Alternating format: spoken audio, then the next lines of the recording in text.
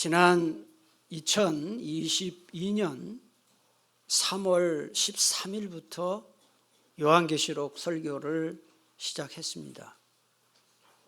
만 2년 11개월 동안 101번에 걸쳐서 계시록 설교를 해온 결과 오늘 드디어 마지막 부분에 이르렀습니다. 여러분 다 인정하시고 아시다시피 요한계시록은 성경 66권 가운데 가장 내용이 어려운 책인지라 사실 많은 목사님들을 포함해 제 자신도 이 계시록 설교를 굉장히 하기를 망설였고요. 또 준비도 많이 했습니다만은 막상 설교를 시작할 때 제 마음속에 이런 생각이 있었습니다. 야, 이거 설교를 하긴 하지만 너무 내용이 어려워서 중도의 설교를 또 중단하는 일이 있으면 어떡하나. 또 제가 아무리 설교를 열심히 한다 할지라도 교우 여러분들이 너무 어려워서 이해하지 못하겠다고 그러고 또 설교 들을 때마다 다 자고 이러면 이거 계속할 수 있겠나. 그런 많은 걱정과 두려움이 있었습니다. 그러나 중도 하차하지 않고 이렇게 끝까지 올 수 있어서 얼마나 감사하고 뿌듯한지 모르겠습니다. 제가 어제 매주마다 토요일 날 집중적으로 설교를 준비하지만 어제 설교를 준비를 하는데 마음이 찬하고 가슴에 갑자기 눈물이 나더라고요. 야, 내가 참 마지막 계시록을 끝까지 설교를 하는구나 생각하니까 너무 막 가상이 북받치는 거예요. 눈물이 나더라고요. 첫째는 저에게 설교할 수 있도록 건강 지켜주시고 또 영력을 주시고 지혜를 주신 하나님의 은혜입니다. 둘째는 이 어려운 설교를 끝까지 인내하며 잘 경청해 주신 여러분에게 진심으로 감사를 드립니다. 주변의 목사님들이 제가 계시록 설교한다는 소리 다 소문이 나가지고 만날 때마다 물어봐요. 낮 예배 때 하세요? 밤 예배 때 하세요? 그래서 제가 낮 예배 때 하죠. 그러니까 낮 예배 때 해요. 그래요. 그래서 교인들 안 자요. 그래요. 글쎄요, 뭐 몰래 조는 사람은 있을지 모르지만은 여러분들은 별로 잠이 없나 봐요. 설교를 잘 들어주셨어요. 정말 여러분들이 이렇게 잘 안 들어주셨으면 제가 어떻게 끝까지 할 수 있었겠어요. 정말 감사를 다시 한번 드립니다. 한 구절도 빠짐없이 계시록 설교를 다 공부를 했습니다만은 사실 이 내용을 한번 들어서 이해하는 것은 어려워요. 그렇다고 또 한다 그러면 다 여러분 데모할 게 뻔하고 저도 어렵고 여러분도 어렵고 그래서 제가 좀 아쉬운 마음이 있어요. 이걸 어떻게 하면 이 계시록 말씀이 너무 귀한 말씀인데 이걸 교우님들이 어떻게 하면 이걸 좀 다시 한번 이렇게 들을 수 있을까 볼 수 있을까. 물론 유튜브가 있긴 있지만은 그래서 제가 기도하다가 그동안 해온 설교를 잘 보충하고 다듬어서 책을 좀 만들려고 합니다. 그렇게 계시록 설교를 해오는 동안에도 이미 많은 교우님들이 목사님 이거 책으로 좀 내주시면 안 돼요. 그런 요청도 있었고 또 하나는 사실은 교우 여러분들보다도 많은 목사님들이 계시록 이 설교집이 별로 없거든요. 그래서 그런 요청을 받았습니다. 제가 13년 전에 이미 책을 써본 경험이 있기 때문에 책을 낸다는 게 얼마나 어려운지를 경험해서 쉽지는 않지만은 제가 4월에 이제 노회장 임기가 끝나고 나면 시간을 내서 다 다듬어서 올해 안으로 책을 좀 만들려고 합니다. 잘 진행될 수 있도록 기도해 주시기 바랍니다. 그리고 하나 약속해야 돼요. 책을 사셔야 책을 낼 거예요. 그 대신 원가에 팔 겁니다. 원가에. 책을 사주실 거죠. 예. 그럼 제가 책을 해서 내서 이제 사실은 목사님들에게도 좀 보급을 하고 그리고 이제 노회장이 끝나면은 계시록 목사님들 세미나를 좀 해달라고 지금 부탁받아서 아마 몇 주 또는 몇 달을 해야 할 것 같기도 해요. 잘 기도해 주시면 좋겠습니다. 16절 말씀을 보겠습니다. 앞부분을 봅니다. 나 예수는 교회들을 위하여 내 사자를 보내어 이것들을 너희에게 증언하게 하였노라. 천사를 보내고 사도 요한을 보내서 하나님이 이 요한계시록 말씀을 소아시아 7교회는 물론 전 세계 모든 교회들에게 보내주신 분은 나 예수다, 이렇게 16절이 말씀하고 있어요. 그러니까 요한계시록 말씀뿐만 아니라 성경 66권 모두 사람이 쓴 책인 것은 맞지만 세상의 다른 책과는 달리 사람의 생각과 사람의 지식과 사람의 지혜와 사람의 글솜씨로 쓴 책이 아니라 성령님이 영감을 주시고 지혜를 주시고 계시를 주셔서 기록된 것이 성경 말씀이기 때문에 성경 말씀은 하나님의 말씀이다 하는 거예요. 이제 그 얘기를 하는 겁니다. 그 다음에 16절 하반절을 보면 나는, 예수님의 말씀이에요, 다윗의 뿌리요 자손이니 곧 광명한 새벽별이라 하시더라. 여기 다윗의 뿌리, 다윗의 자손, 광명한 새벽별은 모두 장차 오실 메시아를 가리키는 구약 성경의 표현입니다. 그러니까 다윗의 뿌리, 다윗의 자손, 광명한 새벽별이라는 말이 나오면 이건 메시아를 가리키는구나 하는 거예요. 자, 여러분, 새벽별 하면 뭐가 가장 먼저 생각이 나십니까? 긴 밤에 어둠이 지나고 광명한 아침이 다가오는 모습이 떠오르지 않습니까? 긴 밤이 지나고 기나긴 고난의 긴 밤이 끝나고 새로운 희망의 시대가 왔다 하는 것을 알리는 것이 바로 새벽별입니다. 초대교회 성도들은 로마 제국의 큰 핍박 밑에서 긴 밤과 같은 세월을 보냈습니다. 그랬을 때 예수님이 다시 오신다, 재림하신다라는 것은 그들에게는 새벽별과 같은 소망이었어요. 그래서 예수님을 가리켜서 새벽별이다, 그렇게 말하는 거예요.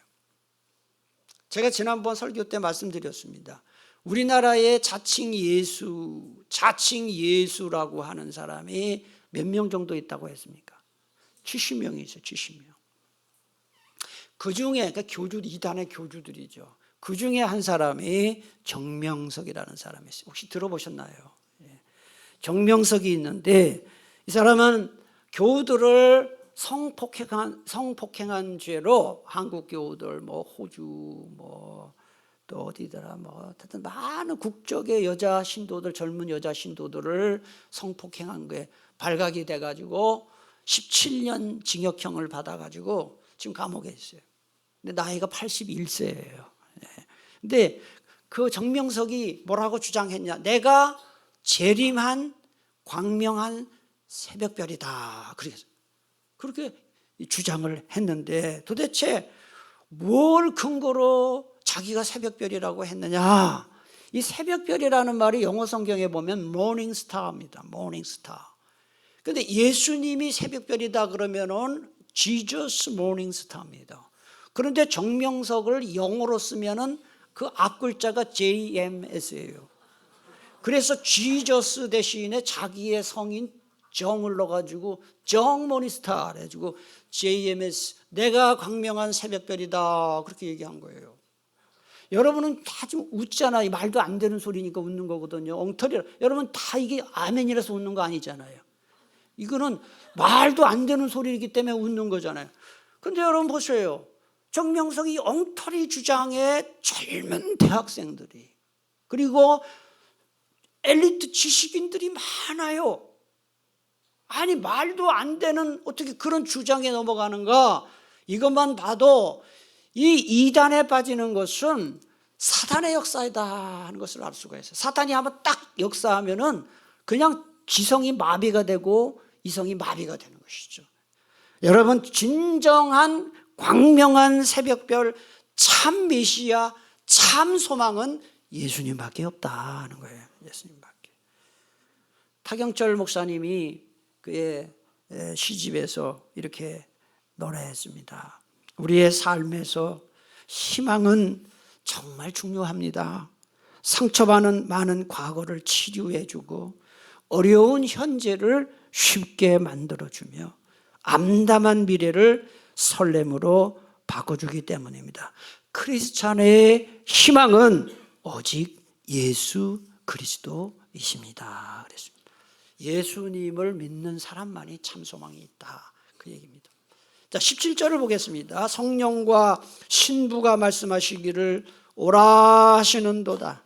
듣는 자도 오라 할 것이요 목마른 자도 올 것이요 또 원하는 자는 값없이 생명수를 받으라 하시더라. 여기 보면은 신부가 나와요.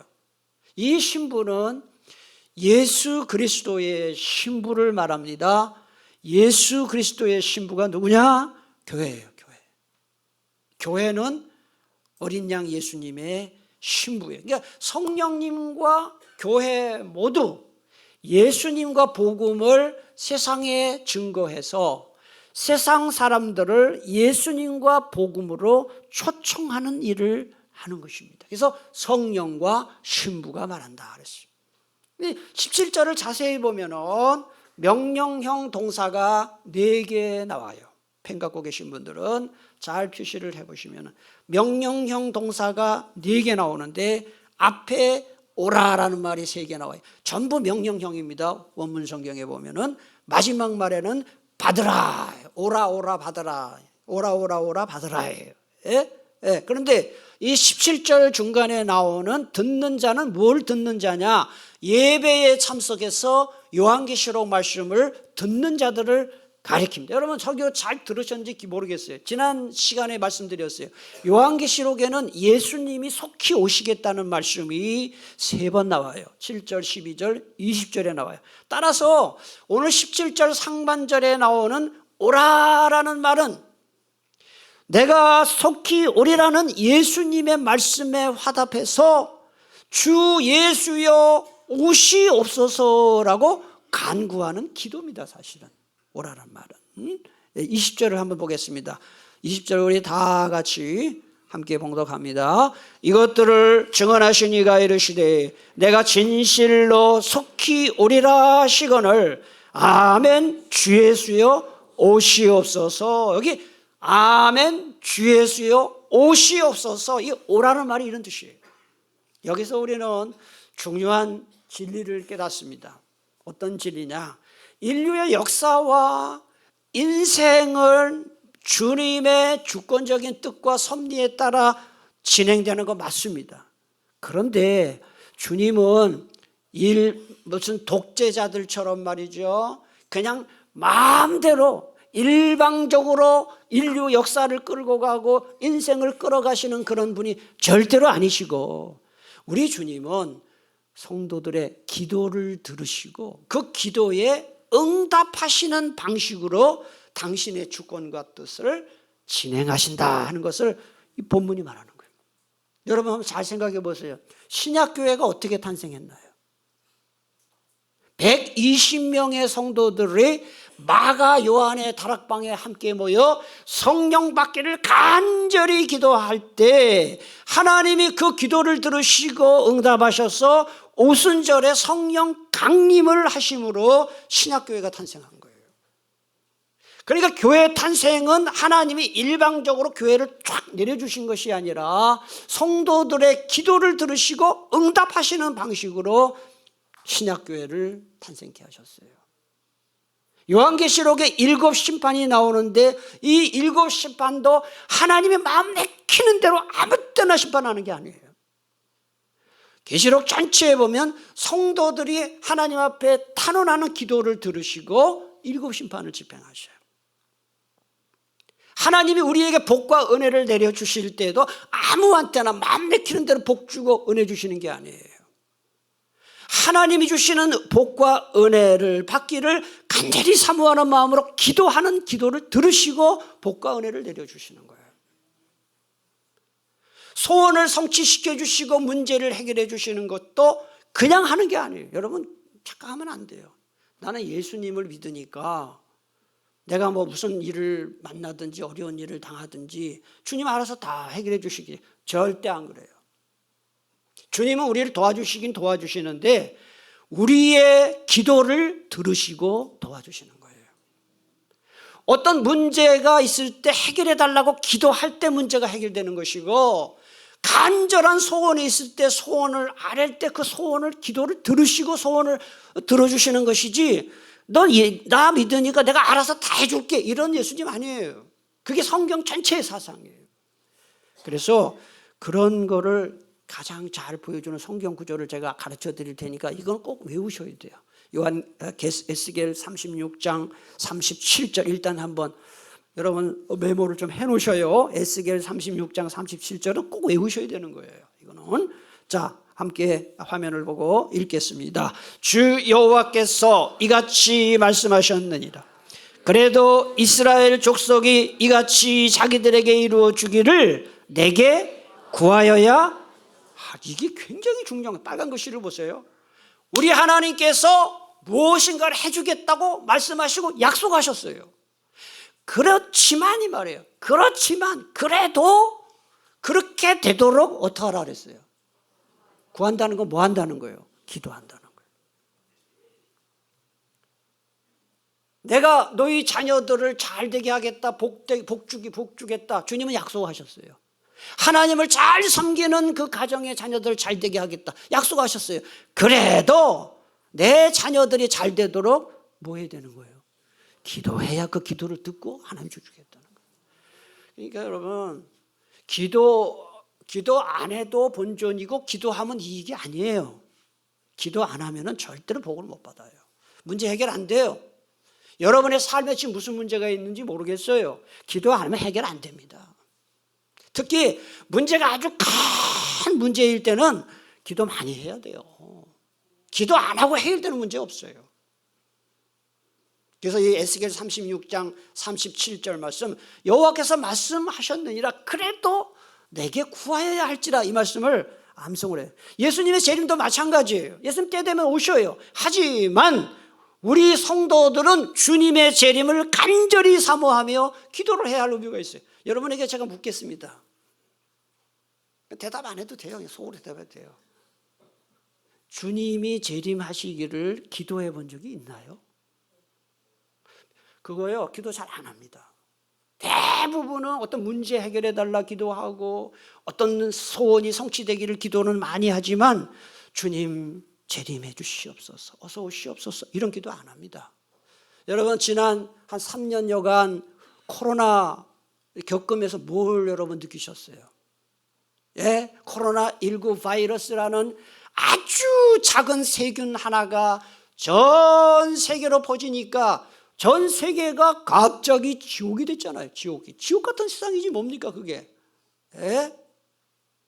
세상이 갑자기 인간이 그토록 믿고 의지했던 과학과 기술과 의술의 그 바벨탑이 조그만 세균 하나에 완전히 무너지고 말았잖아요. 심지어는 사랑하는 부모님이 돌아가셨는데도 임종도 못 보고, 거리두기 때문에. 어떤 때는 장례식도 제대로 못 치르고 결혼식도 제대로 못 치르고 말이죠. 거리두기하고 말이죠. 네. 그 다음에 예배도 제대로 못 드리고, 이런 거를 통해서 우리가 뭘 깨달았습니까? 이 세상은 결코 안전하지가 않구나. 이 세상은 결코 영원하지 않겠구나. 이 세상은 우리가 생각지도 못한 어떤 작은 일 하나 때문에 망할 수도 있겠구나. 많은 사람들이 그것을 깨달았어요. 그래서 우리가 늘 기도할 것이 무엇입니까? 하나님 나라가 임하도록, 예수님이 재림하시도록 간절히 기도하고 사모해야 돼요. 주님의 재림을 간절히 사모하며 기도하면 어떤 일이 벌어질까요? 저는 그렇게 하거든요. 주님의 재림을 간절히 기도하고 사모하며 기도하게 되면 어떤 일이 벌어지느냐, 이 마음속에서 영원한 천국을 사모하는 마음이 자꾸 생겨요. 그리고 예수님을 사랑하는 마음이 생기고요, 이 세상 중심에서 하나님 나라 중심으로 사고가 자꾸 바뀌게 되고 마음속의 낙심 절망이 소망과 위로로 바뀌게 되는 것을 경험하게 되는 거예요. 계시록 설교 오늘 마지막 설교입니다. 주님 재림을 위해서 꼭 기도하시기를 축복합니다. 17절 마지막에 나오는 두 가지 명령 봅니다. 17절 하반절. 목마른 자도 올 것이요 또 원하는 자는 값없이 생명수를 받으라 하시더라. 여기서 목마른 자, 원하는 자는 어떤 자를 가리키느냐? 하나님의 은혜와 사랑에 목말라 하고 원하는 자들, 하나님의 은혜 받기를, 하나님의 사랑을 받기를 간절히 목말라 하고 원하는 자들 말이에요. 그래서 이 성령님과 교회가 그들을 향해 와서 생명수를 값없이 받으라 초청하는 거예요. 이거는요, 두 가지 대상 다 포함해요. 이미 예수 믿고 구원받은 자들에게는 어떤 어려움과 환난이 있어도 낙심하지 말고 흔들리지 말고 믿음을 지켜라 하는 권면이고, 아직 예수 믿지 않는 자들에게는 어서 예수 믿고 구원받으십시오 하는 초청이에요. 근데 이 구절에서 가장 중요한 단어는 잘 보세요. 값없이 받으라는 거예요. 값없이 받으라. 하나님이 주시는 구원과 영생과 복은 인간이 노력하고 애를 쓰고 자격을 갖추고 실력을 하고 그런 걸 해서 얻는 것이 아니라 하나님의 전적인 은혜로 받는 선물이다. 그걸 강조하는 거예요. 여러분 예수 믿고 구원받은 거 노력해서 지금 예수 믿고 구원받은 것 같습니까? 저와 여러분이 예수 믿고 구원받은 것은 전적으로 하나님의 은혜입니다. 은혜. 이사야 55장 1절 3절 너희 목마른 자들아 물러나오라 돈 없는 자도 오라 너희는 와서 사 먹되 돈 없이 값없이 와서 살아 그랬어요. 너희는 너희 영혼이 살리라 내가 너희들과 영원한 언약을 맺으리니 그건 다윗에게 허락한 확실한 은혜니라 그랬어요. 여러분 기억하십시오. 이 세상과 기독교 이외 다른 모든 종교들은 뭐라고 얘기합니까? 무언가를 갖고 오라고 얘기합니다. 영어로 bring입니다. bring. 뭔가를 갖고 와라.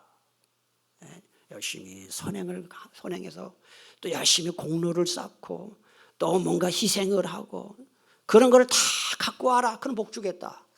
그러나 우리 기독교 복음은 값없이 받으라라고 말해요. 값없이 받으라. 근데 사람들의 심리가 참 이상해요. 사실 따지고 보면 아무 값어치도 없고 의미도 없고 단 나 자신을 과시하는 그런 데는 돈을 엄청 써요. 이런 얘기하면 또 되게 싫어할 것 같은데 그 명품 뭐 어디 백화점에 명품이 몇백만 원짜리가 왔다 그러면은 밤새 새벽 새벽부터 가가지고 그 줄을 서가지고 그 명품 사겠다고. 아니 백을 20만 원짜리 들고 다니면 어떻고 500만 원짜리 들고 다니면 그게 뭐 500만 원짜리 들고 다니면 뭐가 다릅니까? 차라리 50만 원짜리 백에 1000만 원 들고 다니는 게 낫지. 500만 원짜리에다 뭐 10만 원 들고 다니면 아니 사람이 왜 그렇게 그런 데다 목숨 걸고 나면 이해가 안 가요. 옷도 그래. 옷도 그냥 웬만한 옷을 입으면 되는 거지 뭐 몇백만 원짜리 왜 이렇게 명품을 좋아합니까? 난 하여튼 진짜 하여튼 명품 좋아하는 사람은 명품에 목숨 거는 사람은 이 정신이 좀 이상한 사람이에요.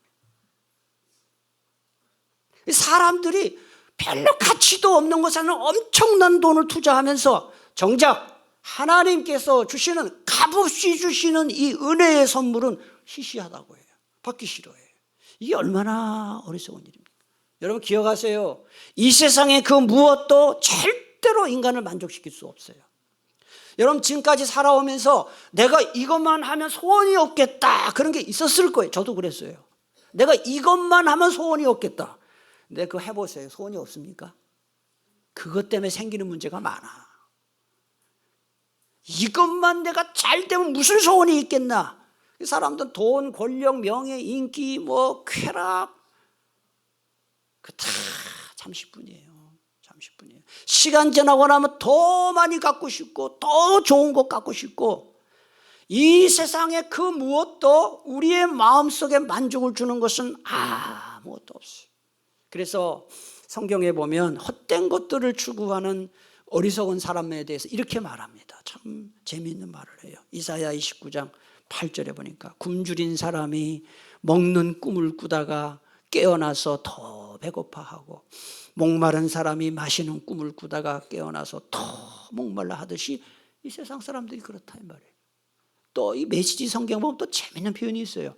굶주린 사람이 자면서 스테이크 먹는 꿈을 꾸더라도 깨어나면 여전히 배가 고픈 것이요 처럼, 목마른 여인이 아이스티 마시는 꿈을 꾸더라도 깨어나면 여전히 목이 마른 것처럼. 이게 맞아요.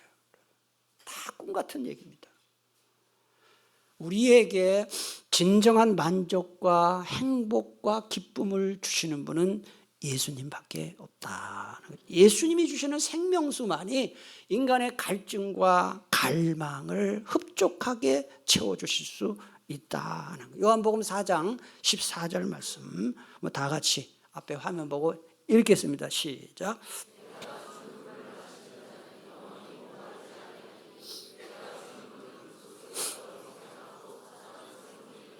요한복음 7장 37절 38절 읽겠습니다. 예수께서 서서 외쳐 이르시되 누구든지 목마르거든 내게로 와서 마시라.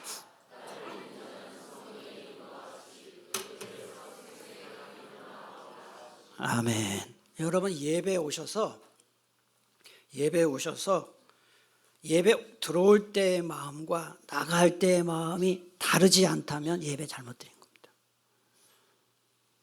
예배 올 때는 별 생각이 혹시 없었거나 아니면 마음이 무거웠거나 걱정이 많았거나 그랬더라도 예배 마치고 나갈 때 최소한 왠지 마음이 편안해졌다. 주님 만난 겁니다. 주님 만난 겁니다. 예수님이 주시는 생명수를 마신 거예요. 한 번도 빠짐없이 예배 참석할 때마다 주님 주시는 생명수를 마시고 돌아가기를 축복합니다. 서양 속담에 이런 말이 있어요. 말을 데리고 물가로 데려올 수는 있지만 물을 마시게 할 수는 없다 그랬어요. 맞는 말이에요. 하나님이 우리를 위해서 많은 은혜를 준비해 주시지만은 그 은혜를 받고 안 받고는 그 개인이 결정하는 거예요. 그러니까 하나님이 많은 은혜를 아무리 준비해도 사모하는 자만이 받지 그 사모하지 않는 사람은 받을 수가 없어요. 하나님이 값없이 주시는 선물을 받는 손이 뭐냐? 그게 바로 믿음이에요. 믿음이 뭐냐? 하나님이 주시는 값없이 주시는 선물을 받는 손. 그게 이게 여러분 우리가 하나님의 선물을 받을 때 그 받았다고 내가 구원받는데 이거 받았다고 이렇게 놀아가서 자랑할 수 없잖아요. 그냥 받은 거예요. 받은 거. 오늘도 여러분들이 예배 시간에 말씀을 통해서 그렇구나. 내가 이런 삶을 살아야 되겠구나 깨닫는 거 그것도 하나님의 은혜거든요. 근데 그 은혜는 내가 믿음으로 받았기 때문에 그 은혜가 되는 거예요.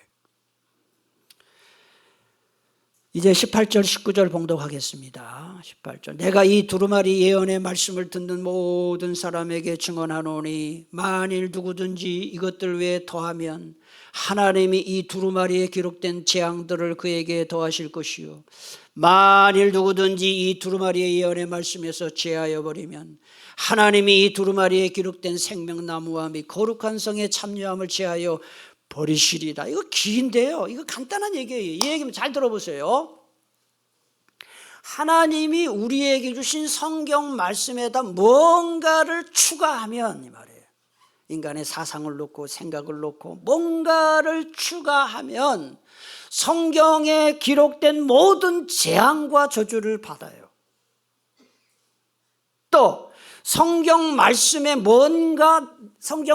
뭔가 삭제해버리면 성경에 기록된 복과 은혜를 받지 못한다 이런 뜻이에요. 그러니 성경 말씀을 함부로 변경시키지 말라 그런 말이에요. 여러분 이런 말씀이 이렇게 있는데도 이단들이 하는 짓들을 보세요. 문선명의 통일교는 성경보다 자기들이 만든 이 책이 이름이 뭐라고 써 있어요? 문선명이 만든 거예요. 원리강론이라는 책을 만들어서 재림 예수께서 주신 책이다 하고 저걸 믿어요. 또 몰몬교도 성경보다 몰몬경을 더 신봉을 합니다. 여호와 증인도 보면 이 교주 러셀이라는 이 사람이 쓴 책을 더 신봉을 하고, 제7일 안식교는 엘렌 화이트라는 이 대표자가 쓴 글을 더 중요하고요. 어떤 교단에서는 공동 신앙 고백에서 지옥에 관한 교리를 빼버렸어요. 이유는 하나예요. 기분 나쁘다. 그거를 공동 기도 제목 신앙 고백을 읽는 모든 사람들이 너무너무 불쾌하기 때문에 지옥에 관한 부분을 싹 빼버렸어요. 신학자들 중에 급진적 자유주의 신학자들은 구약과 신약에 나오는 성경 내용 중에서 기적이나 환상이나 계시나 그런 거 싹 빼버려요. 왜? 인간의 상식과 과학의 의견 맞지 않는다. 이거는 하나님의 말씀이 아니다 하고 빼버렸습니다. 요새 중국에서는 시진핑이 들어서면서 시진핑이 10년 통치하면서 기독교 씨를 말리고 있어요. 그런데 거기에서 그치지 않고 요새 무슨 짓까지 하냐면은 성경을 다시 만들겠다. 끔찍한 일이죠. 성경을 다시 만들겠다. 이게 전부 18절 19절 말씀을 정면으로 거역하는 거예요. 근데 여러분, 이단이나 사이비 교주들이 한결같이 하는 짓이 뭐냐 하면 내가 하나님의 특별 계시를 받았다 그렇게 얘기를 해요. 그래서 자기들이 성경 만들잖아요. 내가 하나님의 특별 계시를 받았다 하면서 사람들이 그걸 가르친단 말이죠. 여러분 기억하세요. 하나님의 특별 계시는 성경 66권 말씀으로 종료되었어요. 이제 더 이상 하나님의 특별 계시는 없어요. 성경 66권 말씀만이 하나님의 말씀임을 믿으시기 바랍니다. 또 점쟁이처럼 말이죠.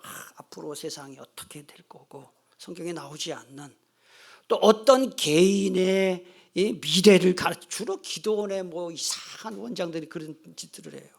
예? 가가지고 당신인 미래가, 당신은 직업을 이거 택하는 게 내가 기도해봤더니 하나님이 그런다고. 이전 예수 무당이. 예? 그런 예언 기도한다고 그거 하는 그 사람도 이거 저주받은 사람이고요. 예언 기도 받겠다고 대가리 내밀고, 이건 대가리예요, 대가리. 예언 기도 받겠다고 대가리 내밀고 또 헌금 또 자기네 교회 요만큼 바치면서 거기는 이따만큼 갖다 바치면서 예언 기도 받겠다고. 이야, 이거는요, 이 18절 19절 말씀을 정면으로 오고는 사탄의 하수인이에요. 여러분, 꿈속에서 예수님을 만나고 꿈속에서 예수님의 음성 들으면 그거 참 좋은 일이에요. 복된 일이에요. 그러나 자기에게만 그건 갖고 있으면 돼요. 내가 꿈을 꿨는데 꿈속에서 뭐라고 하나님이 나에게 계시 얘기하면 안 돼요. 계시 아니에요. 꿈은 개꿈일 수도 있어요. 예. 예수님이 꿈속에 나타났는데 보니까 내가 지금 요 하나 아파트 사는데 금으로 이사 가라 그랬대. 아니, 예수님이 그렇게 할 짓이 없어요. 이사 가는 것까지 예수님이 가르쳐 줘요. 어느 교회에 어떤 용한 목사님이 있어서 그 용한 목사님한테 가서 기도받으면은 미래를 알 수 있대. 그 용한 목사 그 완전 무당입니다. 그러면 제가 용한 목사예요. 제 이름에 용자가 들어있잖아요. 네. 여러분, 제가 그냥 우스갯소리인데요.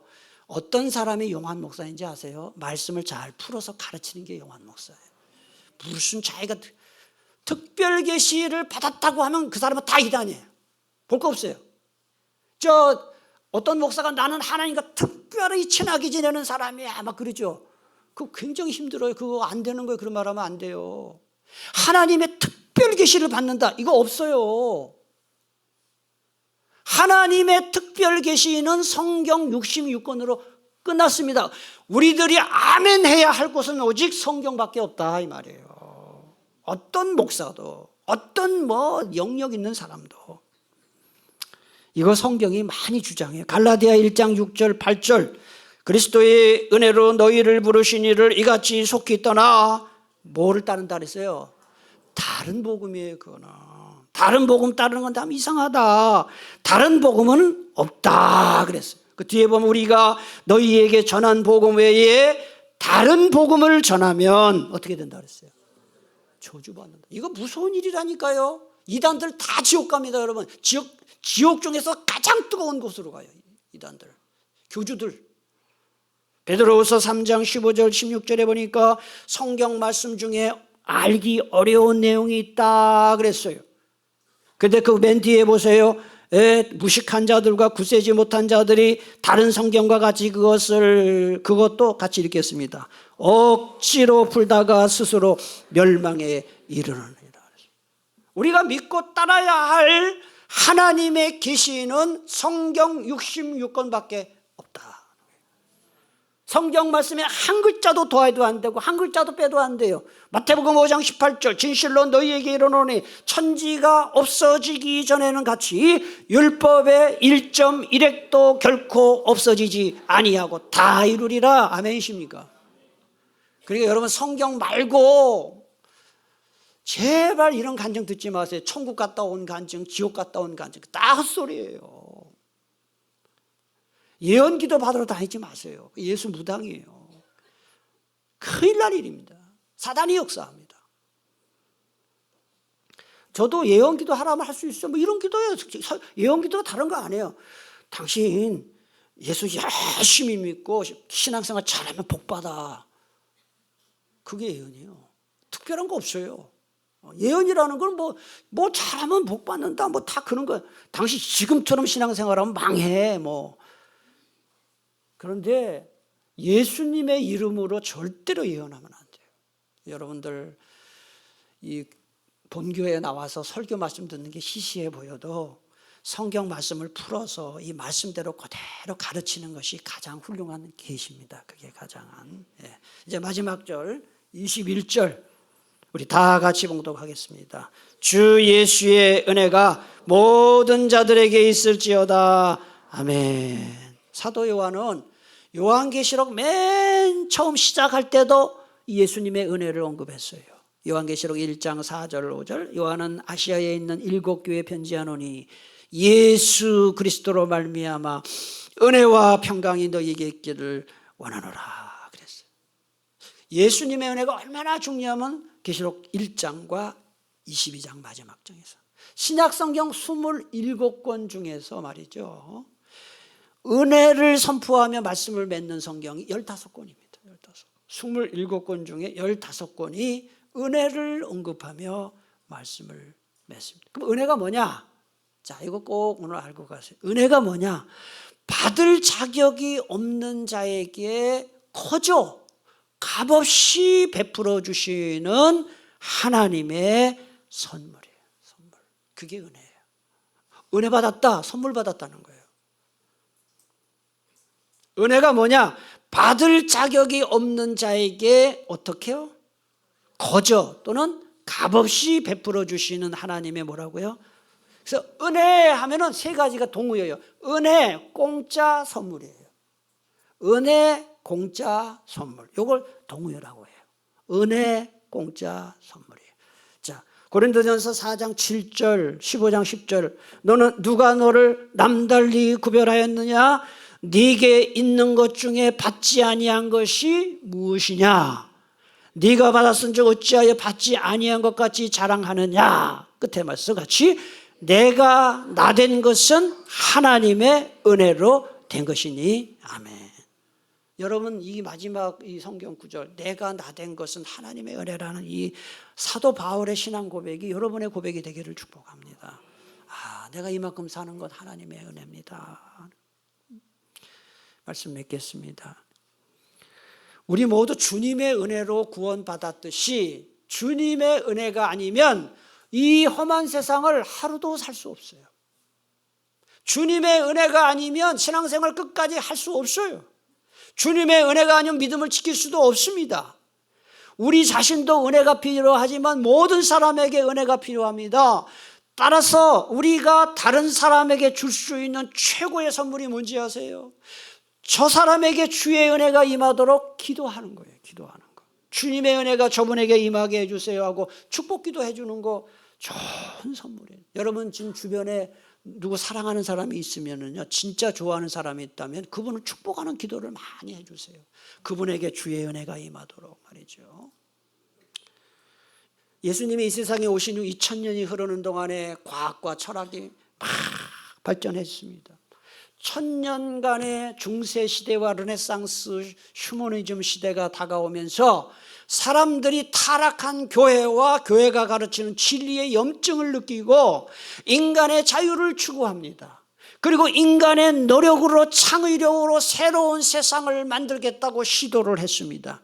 그러다가 18세기 중반부터 19세기 초엽까지 영국에서 산업혁명이 일어나면서 산업이 급속히 발전하면서 사람들의 생각에 야, 이 땅에 이 낙원이 이루어질 수도 있겠구나, 이런 낙관주의가 이제 막 팽배했어요. 그런데 1914년부터 18년까지 제1차 세계대전 터지고 1939년부터 1945년까지 2차 세계대전 두 번의 세계대전을 겪으면서 이게 그렇지도 않을 수 있겠네 이랬어요. 그러다가 20세기 후반에 들어들면서 과학과 기술이 막 우주, 과학, 막 의료가 발달하면서 사람들은 또다시 굉장히 낙관주의를 가졌는데 결과가 무엇입니까? 과학이 발전하고 핵무기가 발전하고 의술이 발전하는데도 코로나 터지고 자연재앙이 지금 심하게 일어나죠. 전쟁이 끊임없이 일어나고 지진이 발생하고 산불이, 대형 산불이, 여의도 20몇 배나 되는 그 LA에 산불이 났잖아요. 예? 그 다음에 여러분 지금 3년 더 겪은 코로나하고는 비교도 안 될 만한 몇 배나 더 큰 전염병이 앞으로 있을 것이 그 계시록에 다 예언되어 있을 겁니다. 또 있을 겁니다. 이런 거를 보면서 이제는 예수 믿지 않는 사람들도 인류가, 지구가 종말이 있을 수 있겠구나 하고 생각하게 되었습니다. 제가 계시록 설교를 마치면서 딱 결론을 내립니다. 이제 이 세상의 유일한 소망은 성부 하나님과 성자 예수님이 주시는 은혜밖에는 없다는 거예요. 사람들이 제 아무리 머리를 쓰고 노력을 해도 이 세상에 낙원을 만들 수 없습니다. 예수 그리스도의 복음만이 진리이고 예수 그리스도의 십자가와 부활만이 우리를 구원으로 인도할 수 있고 하나님과 예수님이 다스리시는 하나님 나라만이 진정한 낙원이 될 수 있다는 것입니다. 기도하겠습니다. 하나님 감사.